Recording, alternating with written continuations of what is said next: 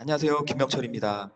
선생님들, 이번 시간에는 우리 아이들의 학생부를 빛나게 만드는 방법, 그 중에 하나로 탐구 보고서를 어떻게 활용할 수 있는지 같이 한번 살펴보고자 합니다. 이번 강좌는 자연계 중심이기 때문에 자연계에서 합격한 학생들의 생기부를 제가 분석을 해서 실제 아이들이 어떤 로직에 의해서 탐구 보고서를 만들었는지 그 과정과 주제 이런 것들 하나씩 한번 살펴보고자 합니다. 학생부 종합 전형의 전문가가 되기 위해서는 저는 선생님들께서 좋은 생기부를 바라보는 시각도 기르는 게 중요하다 이렇게 생각하고 그걸 만들 수 있는 능력도 필요하다라고 생각이 듭니다. 그래서 학생들을 잘 지도해서 경쟁력 있는 생기부를 만드는 그 과정에 대해서 하나하나 좀 살펴보고자 합니다. 자, 먼저 이제 본격적으로 들어가기 앞서서 교과 과정과 연계된 탐구 보고서의 의미가 어떻게 되는지 좀 살펴보고자 합니다. 최근에 명칭은 다양하게 나와 있지만은 탐구 보고서나 진로 보고서 이런 것들은 과거 소논문과는 조금 성격을 달리 하는 거죠. 과거에 이제 소논문 같은 경우에 있어서는 사실 가장 큰 문제가 고등학교 교과 과정을 뛰어넘는다라고 하는 거였잖아요. 그래서 교과 과정을 뛰어넘어서 작성되기 때문에 사교의 영향력이 큰다라든지 뭐 특정한 부모의 영향력 이런 것들이 사실상 그 힘을 발휘하는 그런 게 문제가 됐기 때문에 뭐 최근에 이제 교육부 가이드라인에 의해서 좀 바뀐 그런 측면들이 있는 거죠. 그래서 이제 현재 탐구 보고서가 가지고 있는 의미는 제일 중요한 게 이제 고등학생 수준에 있어서 자신의 지적 호기심에 대해서 이제 풀어나가는 것을 의미한다. 이렇게 볼 수 있을 것 같아요.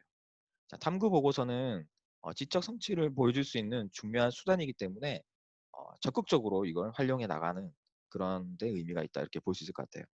최근에 이제 학교에서는 교육부 가이드라인에 의해서 학생들이 어, 학생들이 탐구 보고서와 관련한 내용들을 미리 준비해 오고 그 다음에 학교 수업 시간에 작성하는 형태로 많이 되죠. 그래서 이렇게 작성하고 현장에서 이렇게 제출하는 형태 이렇게 많이 진행하는 학교도 많은 것 같아요. 이렇게 되다 보게 되면 탐구 보고서의 분량이 과거 소논문 때는 보통 뭐 15페이지, 20페이지 이게 기본이었는데 최근에 이제 탐구 보고서 같은 경우에는 짧게는 1, 2페이지, 길게는 한 3, 4페이지 정도 이렇게 되는 것 같아요. 그래서 그 주제가 굉장히 좀 광범위하다 그렇게 넓다고 보기보다는 특정한 주제에 대해서 아이들의 흥미와 호기심, 관심도 이런 걸 보여줄 수 있는 그런 탐구 보고서가 좀 좋다 이렇게 볼 수 있을 것 같아요. 자, 탐구 보고서가 중요한 거는 비단 이제 세특뿐만 아니라 자율활동, 동아리, 봉사, 진로에 있어서 학생들의 성실성, 자기주도성, 협동성을 어느 정도는 표현할 수 있지만은 상위권 대학에 있어서는 제일 중요한 게 뭐냐면 지적 성취 역량이라고 생각이 듭니다. 그래서 지적 성취 역량에 있어서 가장 큰 변별력을 들 수 있는 게 뭔가 아이들이 해야 되잖아요. 그 하는 과정이 탐구 보고서로 나타나기 때문에 이것들을 좀 적극적으로 잘 활용하는 건 의미가 있다 이렇게 생각이 듭니다. 제가 아이들이랑 만나면서 하는 말이 있어요. 그러면 이걸 잘 하기 위해서는 너희들은 어떻게 해야 되냐 이런 거에 대해서 제가 플랜 두시 얘기를 아이들이랑 많이 하거든요. 그래서 이제 음, 너희들이 흥미와 관심을 가지고 있는 주제를 짜내는 그런 플랜이 중요합니다. 그래서 그 플랜을 잘 만들고 실제 이제 그게 이어질 수 있는 수행을 해 나가는 게 중요하고요. 그리고 이게 이제 학기 말이나 학년 말에 잘 기재될 수 있도록 관리하는 노력이 필요하다. 이렇게 얘기를 하거든요. 그래서 이제 보통 이제 학교 수업 시간에 관련된 주제가 있다라고 하게 되면 수업 내용과 직간접적으로 관련된 주제를 플랜을 잘 세우고 그 다음에 이제 학교 선생님께 교과목 선생님께 말씀을 드려서 적극적으로 수업에 참여하고 그 다음에 그게 생기부에 잘 기재될 수 있도록 노력해야 된다. 제가 아이들한테는 이런 얘기들을 해요. 자, 그러면 이제 선생님들께 좀 말씀드리고 싶은 건 뭐냐면 선생님들의 노력도 필요하다고 생각이 드는데요. 사실 이게 노력이라는 표현보다는 선생님들의 희생이라고 저는 생각이 들거든요. 어, 무슨 말씀이냐면은 일단 아이들에 대한 관심이 필요하죠. 학생을 관찰하고 학생을 상담하면서 이 아이는 어떤 아이인가, 어느 부분에 관심이 있고 앞으로 발전 가능성이 있는지를 판단을 하시고 그 다음에 학교 상황이나 학생의 관찰을 통해서 이해의 폭을 넓혀 나가고 저는 이런 과정들이 선생님이 희생이라고 생각이 들어요. 수업 일기, 수행 평가 이런 걸 하면서 어떻게 보면 선생님들의 노고와 희생을 바탕으로 해서 어떻게 보게 되면 학생의 긍정적인 변화라든지 대입 합격이라고 하는 기쁨으로 이어지지 않을까 그런 생각들이 듭니다. 자, 이런 선생님들의 노력이 결국에 있어서는 좋은 성과를 만들어내는 그런 거라고 생각이 듭니다. 자, 그러면은 그동안에 실제 이제 학생들이 합격했었던 여러 가지 내용들을 좀 제가 섹션을 나눠서 좀 설명을 드려보려고 합니다. 자, 첫 번째는 뭐냐면요. 수학탐구 보고서예요. 자, 수학탐구 보고서. 요걸 어떻게 좀 보시면 좋냐면요. 당연히 수학과 선생님들께서는 수학 교과 과정과 관련해서 어, 연계될 수 있는 주제들이라든지 요런 걸 활용하면은 좀 더 사고력이나 확정력을 보여줄 수 있겠다. 이렇게 판단을 하실 수 있을 거잖아요. 근데 수학 교과 담당 선생님이 아니라고 하더라도 담임을 맡게 되게 된다면 실제적으로 학생들의 생기부를 이제 평가를 해야 될 일이 있습니다. 그러면 이제 전체적으로 생기부를 보면서 이 부분은 좋다, 이 부분은 좀 부족하다. 이렇게 이제 평가 분석하실 때 음, 그 하실 수 있는 그런 안목을 기르는 측면에 있어서 수학과 선생님이 아니시다고 하더라도 어떤 생기부가 좋은지, 어떤 주제가 좋은지 좀 판단해 나가는 건 필요하지 않나 그런 생각이 듭니다. 그래서 이제 예시라든지 이런 걸 좀 많이 아시면 좋을 것 같은데요. 제가 한번 했던 걸 한번 좀 설명을 한번 드려볼게요. 탐구 보고서의 가장 전 시작의 제일 중요한 건 뭐냐면은 세상에 대한 이해와 관심이라고 생각이 듭니다. 그래서 이 친구 같은 경우에 있어서는 어떤 생각을 했냐면 신문 기사에서 출발을 했어요. 그래서 신문 기사를 보게 되면 2014년 월급쟁이 평균 연봉이 3,172만 원이다 라고 하는 신문 기사가 있었거든요. 이 신문 기사 밑에 보게 되면 막 댓글이 달렸어요. 말도 안 된다. 나는 뭐 평균을 깎아 먹는 사람이다. 야, 우리나라에 이렇게 잘 사는 사람, 즉 연봉이 높은 사람이 많았냐라고 하는 그런 의견들이 많았었거든요. 그래서 이제 이 친구가 탐구를 한번 해본 거죠. 그러니까 거기에서 네티즌들과 그 다음에 이제 통계청이 의도했던 것과는 좀 차이가 있었던 게 있었거든요.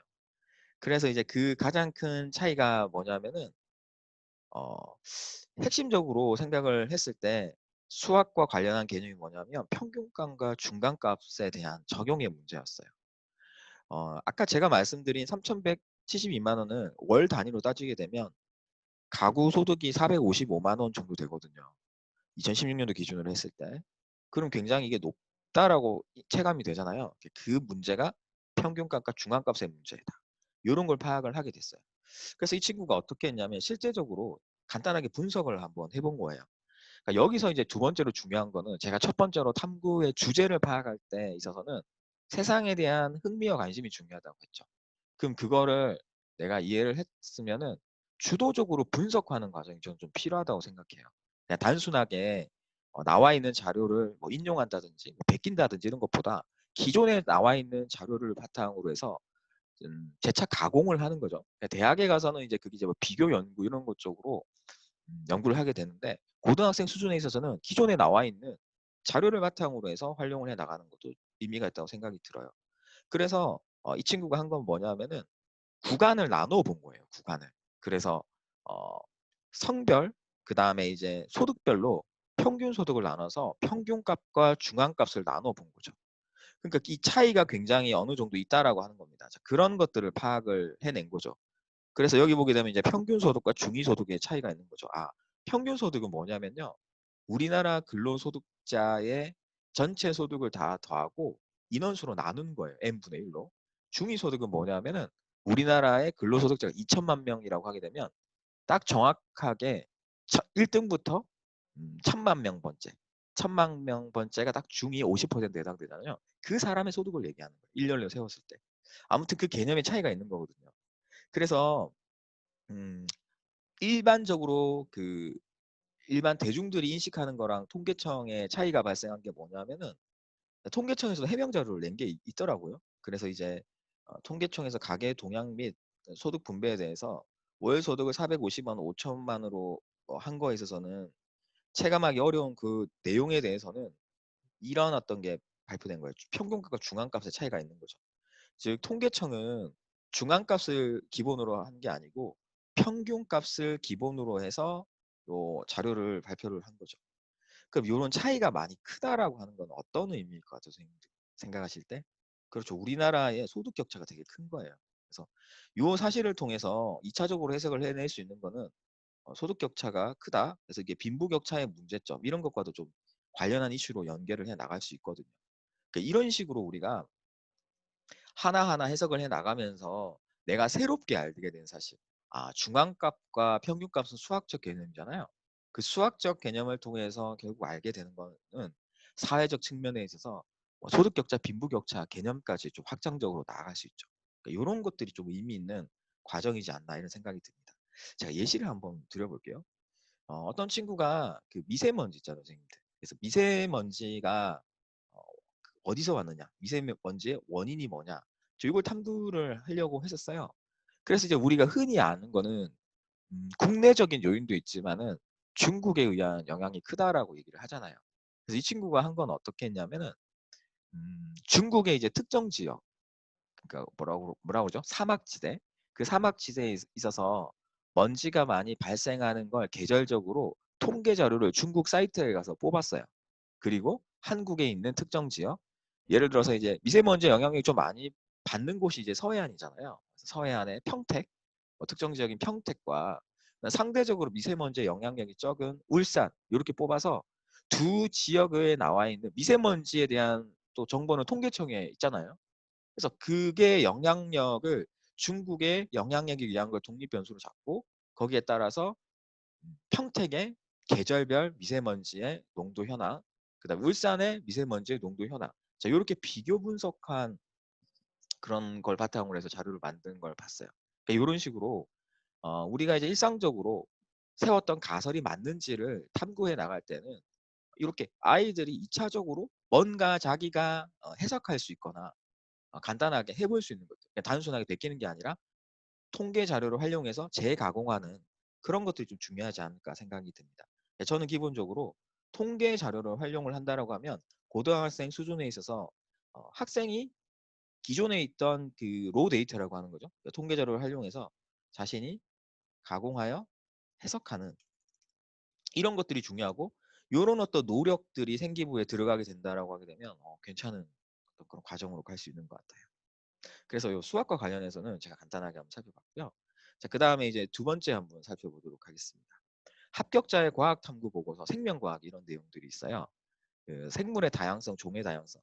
요거는 이제 우리 생명과학에 관련한 교과 주제거든요. 그래서 교과서를 보게 되면은 빠른 환경 파괴에 대한 문제점을 바탕으로 해서 실제적으로 이제 여기에 대한 생물 다양성 보존 협약이 채택되어 있다라고 하는 것들을 배워요.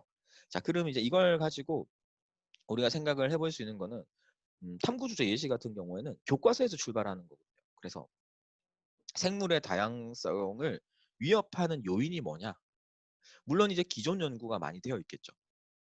제가 그러면 이제 최근에는 탐구 보고서의 분량이 제가 많지 않다고 말씀드렸잖아요. 그러니까 위험 요인을 크게 이제 큰 주제로 대주제로 잡고 아이들이 이제 탐구를 해보게 하는 거죠. 대주제를 잡고 탐구를 하다 보면은 좀 더 세부적이고 관심 있는 주제가 나올 수 있습니다. 그러니까 그런 걸 바탕으로 해서 좀 확장적으로 해보면 훨씬 좀 좋지 않나 이런 생각들이 듭니다. 밑에 있는 거는 뭐냐면 종의 다양성이 가지는 의미를 보여주는 아일랜드 감자 사례 분석. 이거는 실제 이제 아일랜드에서 과거에 대기근이 발생해서 그 사람들이 굉장히 어려움에 빠졌는데 단일 작물을 심었을 때 발생할 수 있는 문제점이거든요. 획일화가 가지고 있는 문제점. 그러니까 다양성과 반대되는 그런 측면에 있는 거죠. 그래서 이거는 이제 사회적인 측면에 있어서도 발생할 수 있는 문제점들을 이렇게 좀 연결할 수도 있다. 이렇게 생각이 듭니다. 그래서 이 친구도 결국에 있어서는 생물의 다양성이라고 하는 것들을 사회적으로 좀 확장시키고 있는 거죠. 교과서에 있는 내용들을 확장시키면서 종의 다양성이 가지고 있는 아일랜드 감자 사례 분석 이것도 좀 괜찮지 않나 이런 생각이 좀 들었었어요. 자, 하나 더 볼까요? 이것도 생명과학 교과서에 보게 되면 질환에 대한 분석이 있어요. 그래서 이거 보통 이제 탐구 주제라고 해서 교과서 소단원 정리 이런 데도 좀 많이 나오거든요. 그래서 이제 대표적으로 뭐 대사성 질환이 있다. 대사성 질환이 왜 발생하는지에 대한 기본적인 내용들은 있어요. 그럼 이제 탐구 주제를 요렇게 좀 구체적으로 잡는 거죠. 규칙적인 운동이 체력 및 대사 증후군에 미치는 영향 분석. 그래서 운동이라고 하는 변수가 어떻게 구체적으로 영향을 미치느냐. 물론 이런 건 이제 검색을 해보게 되면 선행 연구가 되게 많이 되어 있겠죠. 중요한 거는 그 선행 연구는 대부분 대학 이상의 수준에서 나와 있는 거예요. 그럼 이때 중요한 건 뭐냐면은 아이들한테 그 내용을 참고를 하되 자신이 이해할 수 있는 수준의 범위 내에서 자신의 언어로 재정리할 필요가 있다라고 하는 겁니다. 사실 이런 같은 경우는 실험을 하기도 곤란하잖아요. 그러면은 그 미치는 영향을 분석을 할 때는 자신이 고등학교 교과 과정에서 배웠던 범위 내에서 이해할 수 있는 수준 내에서 그 요인과 영향을 분석하는 이렇게 활용하는 것도 괜찮지 않나 생각이 듭니다. 그리고 이제 질환 분석 같은 경우에는 이런 파트가 나오면 의대나 그 치의회 이런 쪽에 의학 계열 친구들 같은 경우에는 한 번씩은 탐구 보고서 주제로 많이 활용하는 파트예요. 생명과학에서 이걸 애들이 배우기 때문에 예를 들어 탐구 주제 예시로 알츠하이머병의 발병, 작용에 대한 분석, 파킨슨병 치료 예방에 대한 생리학적 탐구 뭐 이런 것들도 괜찮죠. 그 다음에 세 번째 같은 경우도 설문조사를 기본적으로 활용할 수 있는 거거든요. 그래서 이런 것들도 좀 생각을 해볼 수 있습니다. 우울증에 대한 제주에 있는 무슨 고등학교 학생들의 인식 조사 연구. 그러니까 우울증이라고 하는 인식 조사죠. 그러니까 요거는 같은 학년에 있는 친구들 한 100명 정도를 대상으로 해서 설문조사를 시켜서 그 결과를 통계를 내서 아, 기존에 나와 있던 우울증에 대한 고등학생이나 아니면 대학생들의 인식과 그 선행 연구인데 그 내용을 바탕으로 해서 우리 학교에 있는 애들과는 어떤 차이가 있는지 이런 것도 분석을 해보는 것도 굉장히 의미가 있다 이렇게 볼 수 있거든요. 요즘 애들이 선생님들 옛날에는 그 설문지를 뽑아서 프린트 해가지고 이렇게 봤잖아요. 요즘에는 네이버나 구글 폼에 의해서 애들이 이제 바로 입력을 하게 되면 자동으로 통계가 처리가 되고 그거 가지고 이제 폼도 이쁘게 나와요. 그래서 이제 그걸 바탕으로 해서 보고서를 만들고 그렇게도 합니다. 그래서 이런 쪽에 있어서 활용하면 좋지 않을까 그런 생각이 들고요. 그 다음에 요거는 쌤도 이렇게 좀 보시면 될 것 같아요. 그 탐구 보고서에서 윤리적인 접근을 할 수 있는 그런 것들도 굉장히 의미가 있거든요. 그래서 우리가 흔히 생각할 때 그 합격자들의 생기부에 수학과학과 관련한 그 교과 내용 중심으로만 채워져 있을 거다 생각하지만 그렇지 않습니다. 사회과학적인 역량 아니면 뭐 윤리적인 접근 이런 것들도 굉장히 중요하거든요. 그래서 이제 대표적으로 애들이 많이 활용을 하는 게 뭐냐면 윤리적인 접근과 관련한 거죠. 생명공학의 기술과 윤리 이런 것들. 그래서 이런 것들은 이제 생명과학, 의학 계열에 관련한 친구들이 많이 탐구하는 그런 주제이기도 합니다. 많이 하는 게 뭐냐면 줄기세포 문제라든지 유전자 조작 기술, 맞춤형 악기 이런 것들을 많이 하는 거죠. 그럼 제가 선생님께 한번 질문 한번 드려볼게요. 줄기세포에 대해서 제가 지금 이런 걸 많이 한다라고 했고 뭐 유전자 조작에 대해서도 많이 한다라고 제가 말씀드렸잖아요. 그러면 이걸 똑같이 하게 되면은 비슷한 주제를 가지고 아이들이 탐구를 하게 돼요. 그럼 그게 마이너스일까요? 그건 아니라고 저는 생각을 해요. 고등학생들이 할 수 있는 큰 주제들은 어, 정해져 있어요. 제가 말씀드린 것처럼 뭐 생명과학이나 윤리적인 접근 이거는 거의 대부분의 의학 계열 친구들이 하는 거거든요. 근데 중요한 건 뭐냐면은 그 세부 주제와 그 주제를 접근하는 학생의 저는 시각이라고 생각을 해요. 약간 그런 데서 차이가 오는 거거든요. 그래서 너무 특이하거나 독창적인 주제를 잡아야지 좋은 탐구 보고서다. 이거는 이전에 고등학교 교과 과정을 뛰어넘는 소논문 시대에 해당되는 얘기인 것 같아요. 요즘에는 교과 과정 내에서 학생들이 자신이 궁금해하거나 해결할 수 있는 그런 어떤 주제들을 잘 선정을 해서 활용하는 게 중요하지 않나 이런 생각이 듭니다. 저는 여기서 보게 되면 가축 살처분에 대한 생명윤리적 고찰 있잖아요. 그래서 요거에 대해서 이제 조금 이따가 제가 또 한번 말씀을 드리도록 하겠습니다. 진로 탐구 보고서라고 해서 굉장히 학교에서 많이 하죠. 그래서 각 과목별 세특에 있어서도 선생님들께서 많이 활용을 하시기도 하고요. 뭐 진로 탐구 보고서 대회도 있어요. 그래서 기본적으로 진로와 관련해서 아이들의 흥미와 관심을 보여준다라고 하게 되면 진로에 대한 열의 열정 이런 것도 보여줄 수 있고 탐구 역량도 보여줄 수 있잖아요. 그래서 일거양득이기 때문에 좀 많이 활용을 하는데 제가 요거 한번 보여드리려고 해요. 수의학과 친구였거든요. 근데 얘가 진로 탐구 보고서를 물리 시간에 활용을 한 겁니다. 그러니까 어떻게 활용을 했냐면 물리학에 보게 되면 이게 물리 2에서 얘가 했던 건데 제레미 리프킨의 엔트로피가 있어요. 그래서 이제 연력학 법칙이 나오거든요. 그래서 연력학 이 법칙과 엔트로피의 관계에 대해서 간단하게 이제 살펴본 거죠. 그래서 그게 어떤 의미가 있는지를 살펴보면서 제레미 리프킨이 엔트로피가 가지고 있는 사회 환경에 의미하는 바 이런 것들을 얘가 이해를 한 거예요. 그래서 결론적으로 말씀을 드리게 되면은 사용 가능한 에너지는 사용 불가능한 에너지, 곧 쓰레기로 바뀌게 된다라고 하는 거. 그러니까 이런 과정에 대해서 얘가 이제 주목을 한 겁니다. 자, 그걸 바탕으로 해서 제레미 리프킨이 생각하고 있는 그 육식에 대한 의미, 이걸 이해를 하고 결국에 있어서는 얘가 이제 수의학과를 지원하기 때문에 인간과 동물의 관계로 확장을 한 거예요. 그래서 인간과 동물이 공존하는 그런 상황에 있어서 리프킨의 입장을 어느 정도는 수용을 하면서 과거 인간이 가지고 있던 이기심과 욕망 그리고 그런 걸 이해하면서 엔트로피를 줄여나가는 그게 어떤 의미가 있는지를 파악을 하면서 향후에 이제 수의학과에 가서 과학 철학과 같은 이와 관련한 과학 철학을 좀 더 공부해보고 싶다 이런 포부로 마무리하는 거거든요. 아주 특별한 건 아니죠. 아주 특별한 주제나 이런 건 아니지만은 진로와 좀 직간접적으로 연관성이 있죠. 그러니까 물리에서 연력학 이법칙에서 출발을 해서 엔트로피로 가고 엔트로피에 대해서 제레미 리프키라고 하는 굉장히 유명한 철학자의 사고 과정을 자기 나름대로 해석을 하면서 그걸 이제 수의학과 관련한 자기의 진로와 연관해서 자기 생각을 보여줄 수 있는 거. 이렇게 이제 가장 고등학생 다우면서도 좀 생각이 참신한 이런 것들이 좀 중요하지 않나 이런 생각이 듭니다. 이것도 괜찮은 것 같아요. 수혜과 지원자의 교내 탐구 보고서. 앞에 했던 친구와 동일한 친구인데요.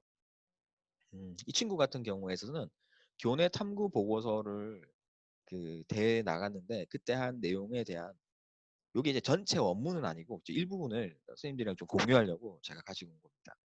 구제역 발생 시 대규모 살처분의 적절성과 동물의 권익을 보호하는 윤리적 살처분의 필요성이라고 하는 주제를 잡았었어요. 우리가 생각을 해보게 되면 조류 독감 구제역 이런 얘기들이 많이 있잖아요.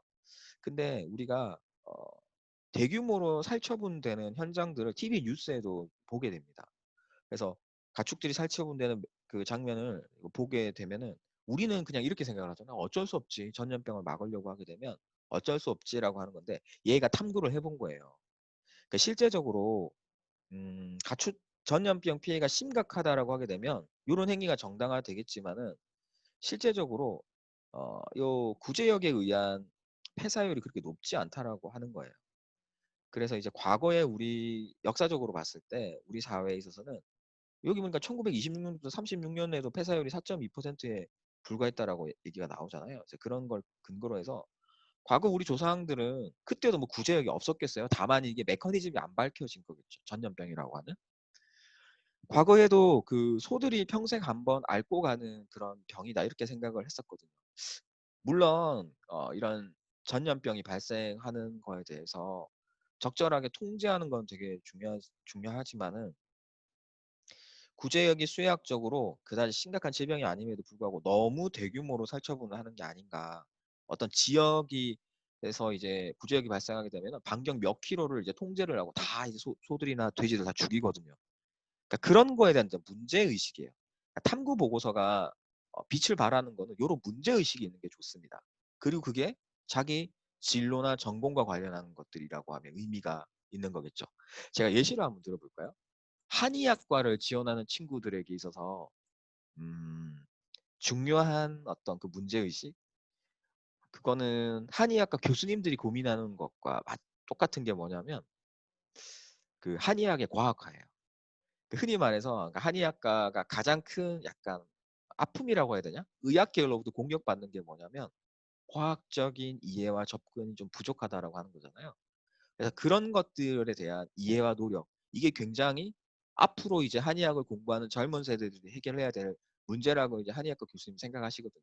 그러니까 그런 문제점들을 내가 이해하면서 이와 관련한 주제들을 잡아서 접근하게 되면 굉장히 좋겠죠.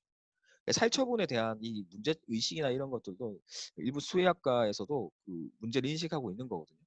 그래서 자기 전공에 대한 이해와 관심이 있어야지 이런 문제의식이 나올 수 있다. 이런 생각이 듭니다. 그리고 이제 이 친구가 여기 보고서에서도 강조했던 게 뭐냐면은 이 살처분을 함에 있어서 실제 이 살처분에 참여했던 사람들의 외상 후 스트레스 장애와 관련한 문제점이에요. 이게 실제 참여하게 되면은 그 아무래도 생명체잖아요. 생명체들이 강제로 살아있는 것들을 이제 생매장을 하는 그런 과정에서 오는 그런 스트레스 이런 것들이 굉장히 큰 문제가 되겠죠. 사실 원래 이렇게 하면 안 되거든요. 그래서 안전하게 안락사를 한 후에 매장을 해야 되는데 비용상의 문제로 그렇게 하지 않는 문제점들이 있다. 이런 것들도 이제 같이 문제점으로 지적을 해볼 수 있겠죠. 그래서 그렇다고 해서 이 친구가 이제 뭐 살처분을 해서는 안 된다 그건 아닌데 윤리적이고 적정한 지역과 규모를 고려해서 해야 된다라고 하는 거죠. 그래서 이렇게 이제 결론도 어떻게 보면 타당성을 좀 가질 수 있는 그런 측면이 있는 것 같아요. 그래서 제가 말씀드리고 싶은 거는 이런 식의 자기 진로나 전공에 대한 이해를 동아리에서 아니면은 학교 수업 시간 내에 아니면 선생님들께서 이제 방향을 좀 잡아주시거나 아니면 아이들 이런 흥미나 관심을 가질 수 있는 기회를 좀 잘 만들어 주시는 게 필요하지 않나 좀 그런 생각들이 듭니다. 자, 하나 더 한번 볼까요? 선생님들 보시면은 이건 뭐냐면 특수 상대성과 블랙홀에 대한 탐구예요. 자, 요런 거 같은 경우에 있어서는 굉장히 개념이 어려워요. 고등학교 교과 과정이랑 대학 과정이랑 어, 어떻게 보면은 좀 굉장히 좀 간극이 큰 그런 측면이 있거든요. 그래서 제가 이제 요런 것들을 할 때는 아이들한테 얘기하는 게 네가 절대 이해하지 못한 거는 보고서 주제로 잡지 말고 쓰지 말라고 해요. 실제 이렇게 이제 특수상대성 이론과 관련해서 대학 교과 과정에 나오는 그런 내용들을 활용해서 면접에서 흔히 말해서 털리는 경우가 되게 많거든요. 왜냐하면 아이들은 뭔가 겉핥기식으로 뭐 공식 몇 개를 자기가 뭐 탐구를 했다 뭐 얘기는 하지만 실제 이제 면접에 있어서 특히 이제 그 교수님들이 보시기에 있어서는 얼마나 쉽게 말하면 가짜겠어요. 그래서 이런 것들을 생각을 해보게 된다라고 하게 되면 이해할 수 있는 범위 내에서 접근하면 좋겠다 이런 거예요. 그래서 이럴 때는 제가 이런 얘기를 합니다. 일단 책을 통해서 아이디어를 한번 짜봐라. 특히 좀 어려운 개념이라든지 그런 경우에 있어서는. 그래서 이것도 시사적으로 좀 의의가 있었던 그런 거예요. 상대성 이론이 무엇인가라는 이 책이 그 실제적으로 어, 얘가 이제 탐구하던 시기에 사실상 세계 최초로 블랙홀 사진이 이제 공개가 되면서 아인슈타인의 상대성 이론이 맞았다라고 하는 것들이 좀 이슈가 된 게 있었거든요. 그래서 얘는 이제 그런 것들을 보면서 이게 타당성이 있겠다. 이렇게 탐구 동기로 잡아서 방향을 제시를 한 거예요. 그래서 얘가 탐구 보고서에서 조금 더 이제 관심을 가졌던 건 차원에 대한 개념이에요. 흔히 말해서 우리가 살고 있는 공간이 3차원이라고 하잖아요. 3차원은 우리가 이 세상을 이해하는 프레임이에요. 틀이라고 하죠. 그래서 3차원에 대한 이해에 대한 그런 프레임을 가지고 세상을 바라보는 건데 4차원이나 5차원이라고 하는 다른 차원에서 이런 걸 바라보게 된다라고 하게 되면 정말 다른 어떤 그런 결론이 나올 수가 있겠죠. 그런 측면에 있어서도 이렇게 이제 방향을 잡아 나가는 것도 의미가 있지 않나 이런 생각이 듭니다. 제가 그 교재에 보게 되면은 실제 합격자의 탐구 보고서 주제 예시가 있어요. 그래서 저는 이런 것도 괜찮다고 생각해요. 선생님들께서 잘 쓴 좋은 주제 아니면은 좋은 주제를 바탕으로 해서 실제 완성된 샘플 이런 것들을 좀 선배들 걸 보여주면서 아이디어를 좀 촉발할 수 있는 것도 되게 중요하다고 저는 생각이 듭니다. 예를 들어서 뭐 컴퓨터공학과나 의학과에서 했던 걸 보게 되면 빅데이터 관련한 거, 분석한 거, 의학에서는 윤리적인 측면이나 사회적 측면에서 영리병원 도입 허용 여부, 그다음에 인간 복제 이런 걸 좀 많이 애들이 하는 거고요. 화학과에서 화장품 사용에 대한 개선 방안과 부작용 연구. 그래서 화장품이 화학 물질로 이루어져 있잖아요. 건국대는 화장품 공학과라고 해서 화공과에서 좀 독자적으로 나온 과들도 있으니까 실제적으로 그 사용 실태와 그다음 거기에 따라 만약에 부작용이나 문제점이 있다라고 하면 그 부작용이나 문제점이 뭔지 직접적으로 이렇게 좀 보여줄 수 있는 거 이런 것들도 괜찮지 않나 그런 생각이 듭니다. 요런 거 되게 아이디어 좋지 않나요? 고용량 인스턴트 식품을 연료로 하는 로켓 개발. 그래서 이제 로켓이라고 하는 원래 물리학과를 지원하는 친구가 했었던 건데요. 그 로켓의 원리를 실제적으로 에너지, 원료 에너지가 어떻게 연계되는지 이런 것들을 고려해서 탐구주를 잡아본 거예요. 이것도 괜찮을 것 같다라고 하는 거고, 치의학과 지원하는 친구들 같은 경우는 치과 치료에 대한 공포감, 유발 요인과 해결 방안에 대한 연구. 이건 이제 아까 제가 앞에 말씀드린 것처럼 자신이 재학 중인 학교의 친구들을 대상으로 해서 치과 치료에 대한 공포 이런 것들을 활용을 한 거예요. 그런 것들을 설문조사 분석을 하고 문제점을 분석을 했죠. 그리고 그 원인이 뭔지를 파악하고 해결 방안을 제시를 한 겁니다. 이렇게 좀 참신한 아이디어 이런 것도 만들어 나가는 것도 좀 좋지 않을까 그런 생각이 듭니다.